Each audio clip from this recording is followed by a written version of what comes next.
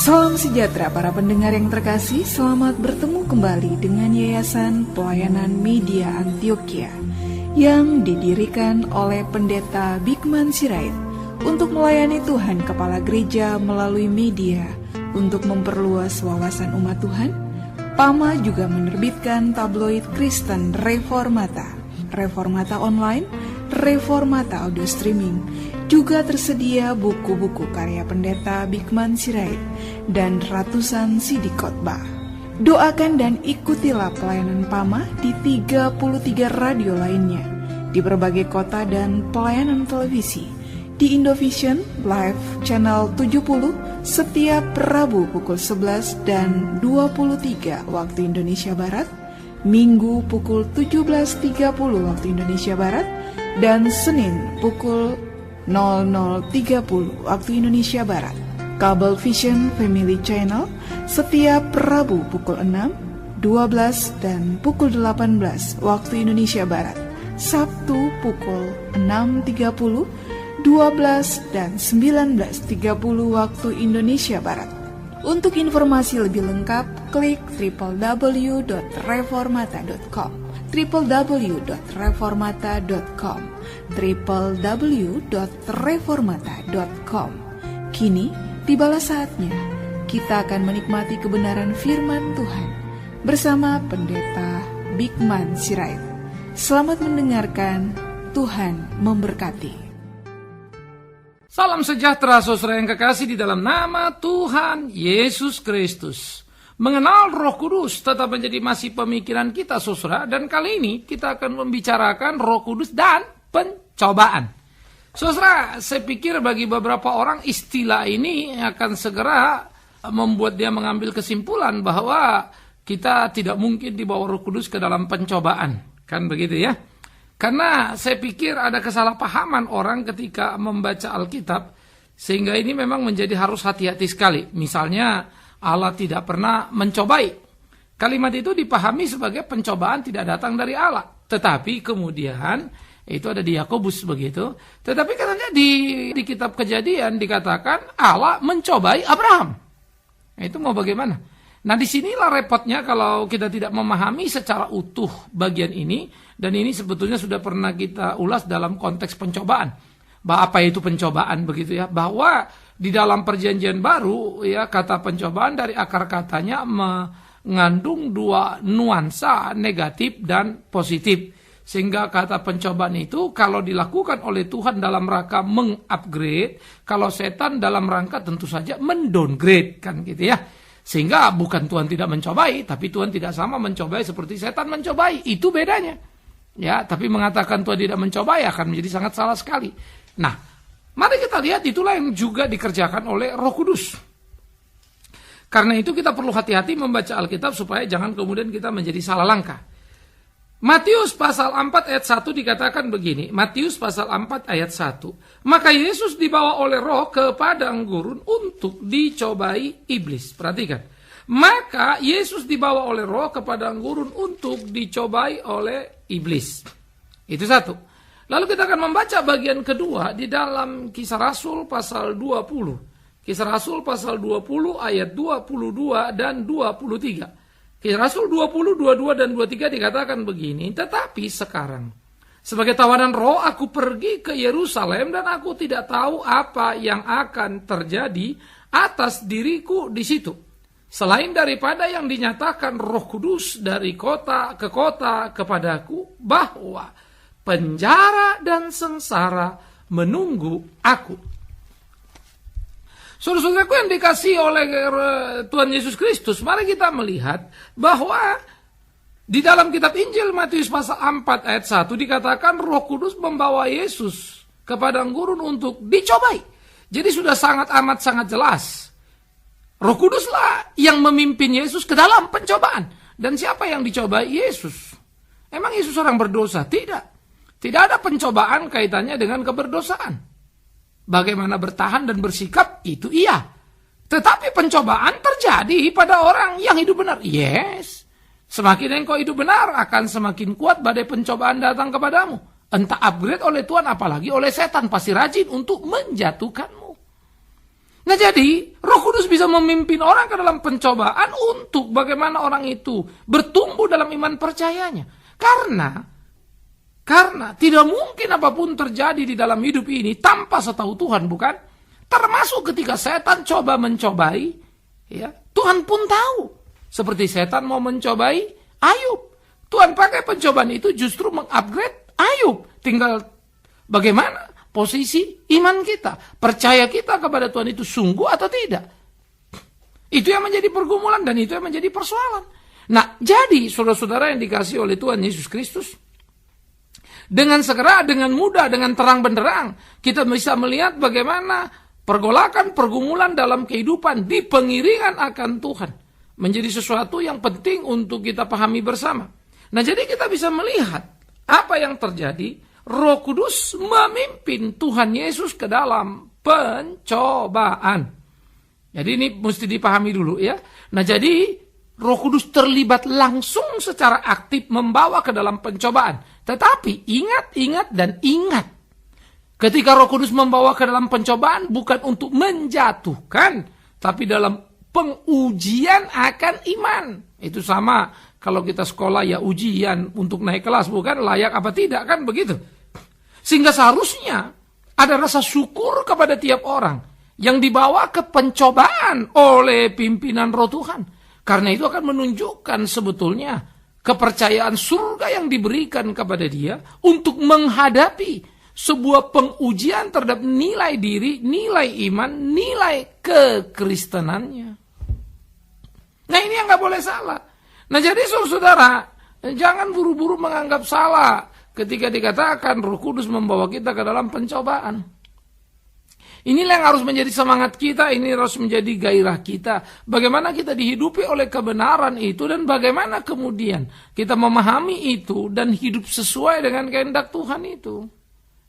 Jadi saudaraku, Roh Kuduslah yang membawa Yesus ke dalam pencobaan. Sementara seperti yang sudah saya katakan tadi, Yesus bukan manusia pendosa. Dia orang benar, dia orang suci, tidak ada dosa pada dirinya. Kenapa juga dia dicobai? Justru itulah menunjukkan kualitas keimanannya. Justru itulah menunjukkan kualitas nilai diri yang tinggi pada dia. Karena itu menjadi amat sangat lucu kalau orang Kristen selalu mau jalannya mulus, tidak sakit, tidak miskin, cengeng sekali. Apakah itu tidak memalukan dalam mentalitas kekristenan yang sejati? Ya, tidak salah jadi kaya, tidak salah sehat, itu pun berkat Tuhan. Tetapi sangat salah berkata, jangan sampai sakit atau jangan sampai miskin. Kalau kau miskin karena kejujuranmu, terhormat kamu. Setan datang mencobamu, menawarkan korupsi, jangan mau. Risikonya memang miskin. Kalau kemudian kamu sakit, ya, karena kebenaran yang harus kau jalani, mengapa tidak? Jangan takut. Jangan berkompromi dan menyangkal Yesus hanya untuk menghindari rasa sakit dalam hidupmu. Itu pengecut. Nah, jadi paham begini kan mesti lempeng, mesti benar kan begitu saudara. Jadi jangan bilang Tuhan gak mau kita menderita, Roh Kudus gak akan bawa kita ke dalam pencobaan. Pertanda. Itu saudara tidak membaca Alkitab dengan baik-baik. Pertanda kita tidak mendalami dan mengenali Alkitab itu dengan jeli, dengan benar. Itu akan menjadi sebuah kesedihan yang luar biasa.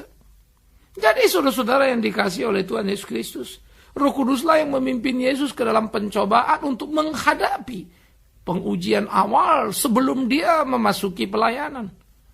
40 hari dan 40 malam dikatakan dia di padang gurun itu.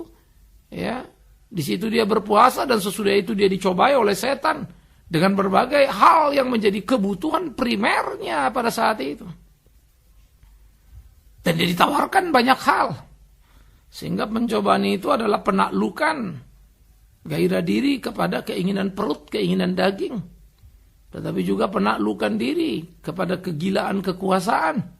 Sekali juga penaklukan diri kepada perhambaan harta. Ia mengatakan tidak untuk semua yang dikatakan setan. Bahkan bukan tawaran itu saja ditampiknya, bahkan tidak dipikirkan, bahkan yang nawarin diusirnya. Nah, itu yang jadi penting. Jadi tidak masalah pencobaan itu datang dalam kehidupan, tapi masalah bagaimana kita menyikapi pencobaannya. Nggak ada yang salah dengan pencobaan, yang salah adalah kecengengan iman kita. Pencobaan menjadi bagian, menjadi warna dinamika yang meneguh dan menumbuh kembangkan iman percaya kita. Itu yang perlu kita pegang. Itu yang perlu kita sikapi dengan benar. Dengan sungguh-sungguh. Supaya hidup kita menjadi hidup yang berkenan kepada Tuhan. Memuliakan nama Tuhan. Dan kita bisa melakukan apa yang menjadi kehendak Tuhan dalam kehidupan kita. Saudara-saudaraku yang dikasihi oleh Tuhan Yesus Kristus. Pikirkanlah itu, renungkanlah itu. Itu menjadi bagian penting dalam kehidupan kita. Supaya kita boleh hidup seperti apa yang Tuhan mau. Sehingga hidup kita itu memperkenankannya, memuliakan namanya. Sehingga hidup kita itu menjadi hidup yang betul-betul menjadi kepujian, kemuliaan bagi nama Tuhan. Ini perlu. Nah, oleh karena itu, saudara-saudaraku yang dikasihi oleh Tuhan, betapa tingginya nilai kebenaran dalam kehidupan dan betapa kita harus menaklukkan diri pada kehendak Tuhan. Dan bagaimana hidup kita bisa menjadi hidup yang menyenangkan hati Tuhan. Sadari dan pahamilah itu. Dan taruhlah dirimu supaya sungguh-sungguh dalam hari-hari hidupmu. Ya, kau jalani dan kau puji Dia di keseharian. Jadi, pencobaan bukan barang haram, pencobaan bukan barang menakutkan. Roh Kudus akan memimpin kita. Nah, itu sebab dikatakan oleh Alkitab, tidak ada pencobaan yang melebihi batas kemampuan. Artinya, ketika Roh Kudus memimpin kita ke dalam pencobaan, kalau kita tidak mampu, bukan karena Roh Kudus salah membawa kita, atau salah memberikan atau mengizinkan pencobaan yang datang. Bukan, tapi lebih karena kita cengeng. Padahal pencobaan tidak pernah melebihi batas kemampuan, tapi kita ambruk. Kita tidak sungguh-sungguh dalam keberimanan kita. Kita tidak sungguh-sungguh bergantung kepada Dia. Kita ambruk, kita jatuh. Karena kita lengah, kita lemah. Jangan salahkan Roh Kudusnya lalu bilang ini terlalu sulit dan terlalu berat. Nggak ada urusan di situ. Tapi kita lihat terlalu cengeng, terlalu lemah untuk ikut dan berjalan di jalan Dia. Nah, jadi saya pikir ini yang harus dipahami dengan jeli, dipahami dengan tepat. Sehingga kita betul-betul memahami kehidupan itu dengan utuh. Itu pula yang terjadi pada Paulus, saudara-saudara. Kalau kita sudah belajar dari peristiwa pencobaan sebagai permulaan dari pelayanan Yesus di mana Roh Kudus membawanya, Paulus pun mengatakan hal yang sama dalam keimanannya. Ia mengatakan, tetapi sekarang sebagai tawanan roh aku pergi ke Yerusalem dan aku tidak tahu apa yang akan terjadi atas diriku di situ. Ke Yerusalem sebetulnya kepergiannya hanyalah menjadi penangkapan dan kemudian pemenjaraan dari Paulus. Itu kan menjadi satu titik krusial, titik berbalik kepada titik-titik akhir dari kehidupannya. Tetapi dikatakan dia tawanan roh, artinya dia takluk pada kehendak roh Allah itu. Roh Kudus mau apa, dia akan pergi kemanapun, dia tidak akan pusing. Sekalipun itu ke lembah jurang maut. Itulah orang beriman. Jadi bukan roh akan pimpin kamu ke tempat yang enak, empuk, gak ada susah, gak ada sedih. Hei. Di mana Alkitab ajar itu? Itu manipulasi namanya. Alkitab Yesus Kristus sudah jelas berkata di Alkitab, sangkal dirimu, pikul salibmu, ikut aku. Jelas Alkitab berkata di dalam Filipi 1 ayat 29. Kepadamu dianugerahkan bukan hanya percaya tapi menderita untuk Dia. Nah, itu yang dikatakan oleh Paulus lagi di dalam ayat 23 selanjutnya. Ya. Selain daripada yang dinyatakan oleh Roh Kudus bahwa dari kota ke kota padaku bahwa penjara dan sengsara menunggu aku. Jadi saudara, apa selanjutnya akan terjadi dalam hidupku? Aku tidak tahu, tapi satu yang aku tahu, Roh Kudus sudah memberitahu kepadaku bahwa Dia akan memimpin aku dari kota ke kota dan penjara menunggu aku. Jadi lain sekali khotbah Paulus dengan khotbah masa kini, bukan? Ya, mobil mewah menunggumu, hidup mewah menunggumu. Semua serba gampang, serba enak itu. Padahal kita tidak begitu. Ingat kalimat saya. Kaya tidak dosa, tapi miskin pun bukan aib itu. Ya. Sehat, jangan juga langsung bilang luar biasa, lalu sakit jadi malapetaka. Tidak. Sehat atau sakit, kalau ada persoalan lebih penting. Apa yang kau lakukan dalam sehatmu dan dalam sakitmu? Kalau kau muliakan Tuhan, maka bernilailah baik sehat maupun sakitmu. Jadi sikap posisi kita dengan Tuhan. Nah, jadi Paulus tidak komplain kepada roh lalu marah ini dan itu. Dia sadar betul bagaimana Roh Kudus memimpin dia dari kota ke kota dan penjara menunggu dia. Artinya, tidak ada perjalanan Paulus yang lepas, yang tidak diwarnai oleh kepedihan atau bencana atau apapun kita sebut namanya itu. Saudara-saudaraku yang dikasih oleh Tuhan Yesus Kristus, ini menjadi kesedihan yang luar biasa dalam kehidupan kalau kita meneropongnya dalam ukuran kemanusiaan. Sebaliknya, ini menjadi kegembiraan, kesukacitaan, kehormatan bagi mereka yang mengerti nilai kebenaran salib itu. Ini yang mengagumkan. Disitulah kita digugat, disitulah kita dituntut untuk hidup dan menghidupi kebenaran pengiringan akan Kristus Yesus. Saudara siap? Saudara mau? Nah, harus bertarung di situ, jangan cengeng. Ya, jadi Roh itu akan memimpin kita, bukan di jalan yang empuk. Ya, saya selalu ingat kalimat Yesus sendiri yang mengatakan, "Aku mengutus kamu seperti domba ke tengah serigala." Bukan seperti orang ke pembaringan tidur, ya, yang kasurnya bulu angsa, bahkan mungkin berisi air empuk dan luar biasa. Bukan. Kita tidak ditaruh di situ. Kalaupun banyak khotbah seperti itu yang selalu saya bilang, menjadi sesuatu yang menyenangkan kuping manusia. Dan memang manusia senang kalau kupingnya disenangkan, dan apalagi kebutuhan fisiknya, perutnya dipenuhi. Ya, orang akan suka, bukan? Tetapi ketika orang disuruh sangkal diri, mana ada yang suka? Masa diriku kusangkal, padahal itu yang paling nikmat. Disuruh pikul salib, siapa yang mau? Enggak pikul salib saja sudah berat, ditambah salib pula lagi. Kan begitu, saudara. Ya, makanya orang mau ikut Tuhan itu kan cari jalan keluar yang gampang, yang mudah, kan begitu. Padahal seringkali jalan keluar dalam hidup adalah kemampuan menerobos. Kemampuan menikmati kesulitan, kemampuan menikmati kepahitan, kemampuan menikmati pencobaan dengan tidak berdosa. Ini penting. Nah, oleh karena itulah saudara, keunggulan iman daripada seorang Paulus yang kita lihat. Bagaimana kemudian dia menyadari betul hidup yang sudah ditinggalkannya, posisi yang sudah ditinggalkannya, tidak disesalinya. Padahal dia berpotensi menjadi orang nomor 1 di lingkungan agama Yahudi. Ia berpotensi menjadi majelis agama dengan segala fasilitas yang wah. Kan begitu. Kayak raya itu kalau jadi imam zaman dulu. Pakaiannya mahal-mahal itu. Itu sebab Yesus menghardik mereka. Mereka sibuk mengurus kursi jabatan mereka. Mereka sibuk mengurusi pakaian mereka. Tetapi mereka tidak pernah mengurusi jemaat. Mereka berbicara tentang kebenaran. Mereka berbicara tentang segala sesuatu. Tetapi mereka tidak pernah melakukan. Dan Yesus menghardiknya. Ya. Paulus pernah di posisi nyaman nih seperti itu. Tapi untunglah dia tidak di situ sehingga tidak dihardik Yesus, bukan? Hari ini dia berjalan bersama dengan Yesus. Di sini dia ada bersama menjadi murid Yesus. Tetapi perbedaan dengan apa yang harus didapatnya bukan fasilitas, tapi krisis demi krisis yang harus dihadapinya.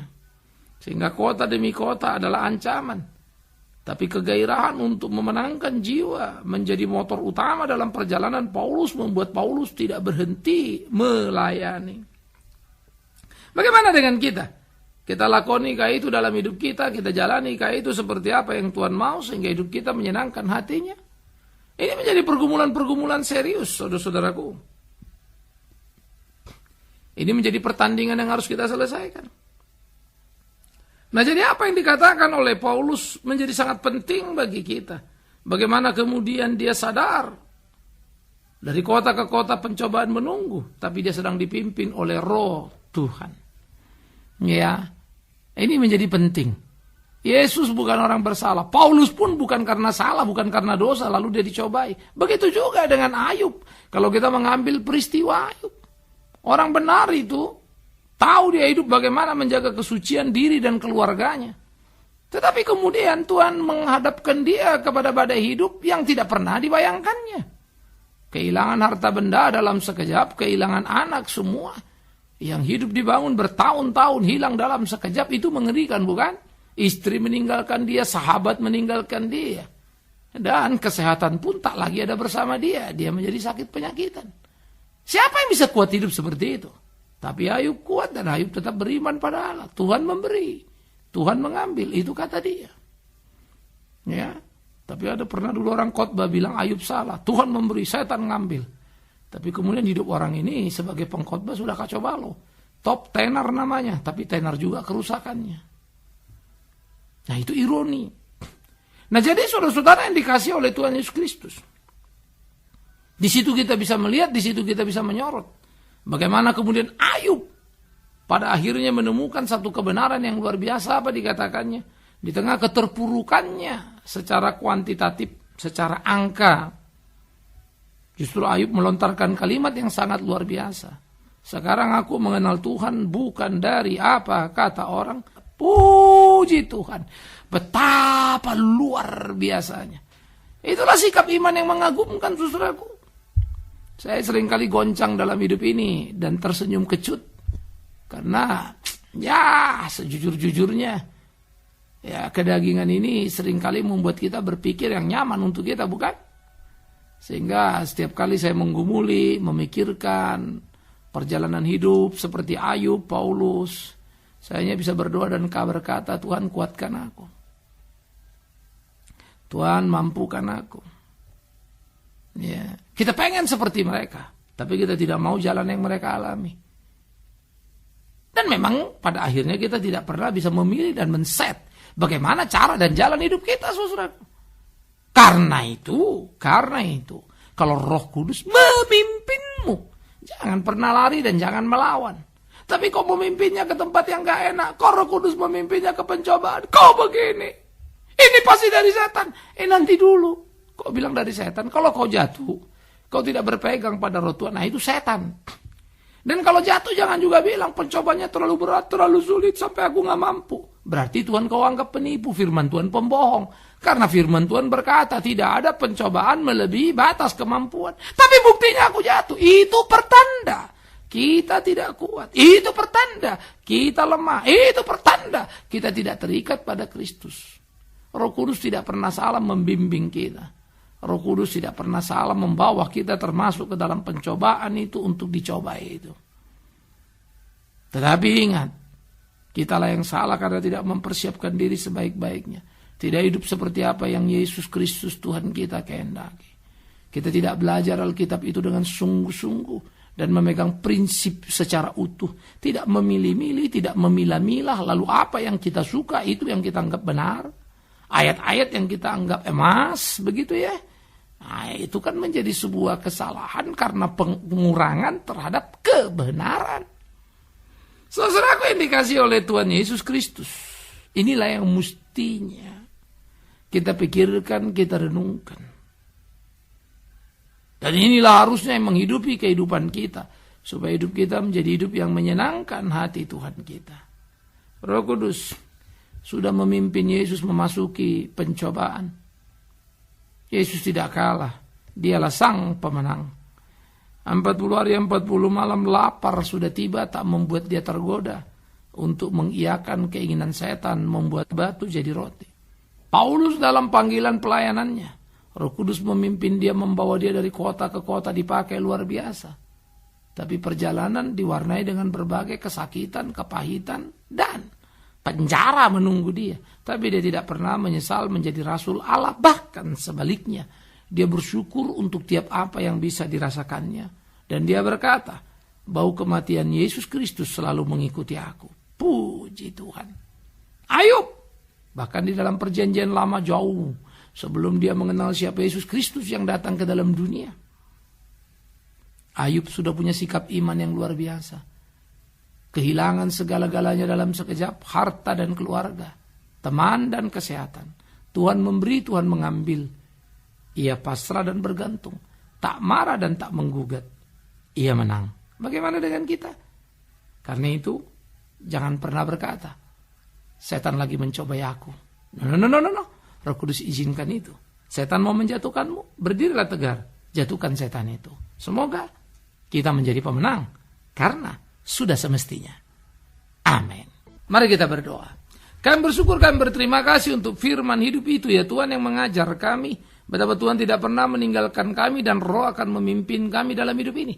Pencobaan demi pencobaan akan menjadi warna dalam keimanan kami, karena memang itu adalah tantangan yang sudah semestinya kami lewati untuk membuktikan kualifikasi kami sebagai anak Tuhan yang sejati. Tuhan tolong kami tak menjadi cengeng tapi tegar diri. Tuhan tolong kami tak memilih-milih dan akhirnya kami memahami ajaran salah membuat kami lemah dan terjerembab di dalamnya. Tuhan tolong kami. Di dalam nama Yesus Kristus biarlah Roh Kudus yang memimpin menuntun tiap langkah kami. Terpujilah Tuhan kami. Amin.